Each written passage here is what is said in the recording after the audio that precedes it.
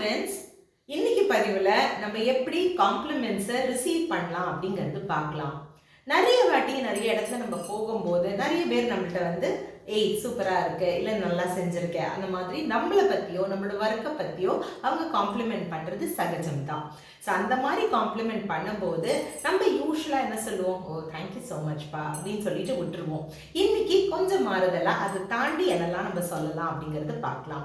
கண்டிப்பாக நம்ம தேங்க்யூ சொல்கிறோம், ஆனால் தேங்க்யூ சொன்னதுக்கப்புறம் எதுக்காக அவங்க கங்க்ராச்சுலேட் பண்ணாங்களோ அதை பற்றி இன்னும் கொஞ்சம் நம்ம டிஸ்கிரிப்டிவாக நம்ம சொல்லலாம். ஒரு உதாரணத்துக்கு, நம்ம ஏதோ நல்லா நம்ம பண்ணியிருக்கோம் அப்படிங்கிற போது ஆமாம்ப்பா அதுக்கு நிறைய நம்ம உழைப்பு போட்டிருக்கோம் அப்படிங்கிற மாதிரி நம்ம அதை எடுத்து சொல்லலாம்.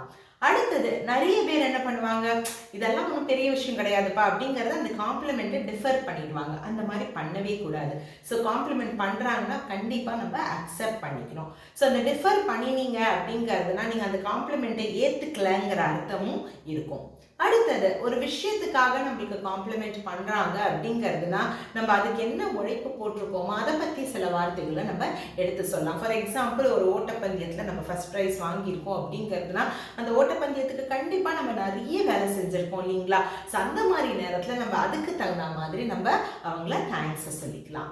அடுத்தது, சப்போஸ் நம்மளுக்கு அது தேங்க்ஸ் சொல்கிறாங்க, ஆனால் அது வந்து நம்ம மட்டும் செய்யலை, ஒரு டீம் ஒர்க்காக நம்ம செஞ்சுருக்கோம் அப்படிங்கிறதுனா அந்த டீமுக்கும் அந்த காம்ப்ளிமெண்ட் போகிற மாதிரி நீங்கள் பார்த்துக்கணும். ஏன் அப்படிங்கிறதுனா அந்த டீமுக்கும் அந்த நேரத்தில் ரொம்ப பெருமையாக இருக்கும். ரைட்டா இல்லைங்களா? அடுத்தது, நம்ம ஏதாவது நம்ம சொல்கிறோம், நம்மளுக்கு வந்து அந்த காம்ப்ளிமெண்ட் கொடுக்குறாங்க அப்படிங்கிற போது அதை பற்றி இன்னும் கொஞ்சம் எக்ஸ்ட்ராவாக நம்ம ஏதாவது சொல்லலாம். ஃபார் எக்ஸாம்பிள், நீ இன்னைக்கு போட்டுட்டு இருக்கிற இயரிங் அழகாக இருக்குது அப்படிங்கிறது சொன்னாங்கன்னா அதை பற்றி, ஆமாம் நான் இது வந்து இவ்வளோ நாளுக்கு முன்னாடியே வாங்கினேன், இல்லை எனக்கு இது வந்து கிஃப்டாக கிடைச்சிது, இது ரொம்ப ரேர் பீஸ், அந்த மாதிரி ஏதாவது ஒன்று ரெண்டு எடுத்துட்டு கூட நம்ம சொல்லலாம். ஸோ அவங்க சொல்கிறவங்க, ஓ பார்த்தீங்களா நம்ம சொன்னதுக்கு அவங்க இவ்வளோ எக்ஸைட்டடாக இருக்காங்க, இவ்வளோ ஹாப்பியாக இருக்காங்க அப்படிங்கிறது நம்ம சொல்கிற மாதிரி இருக்கும்.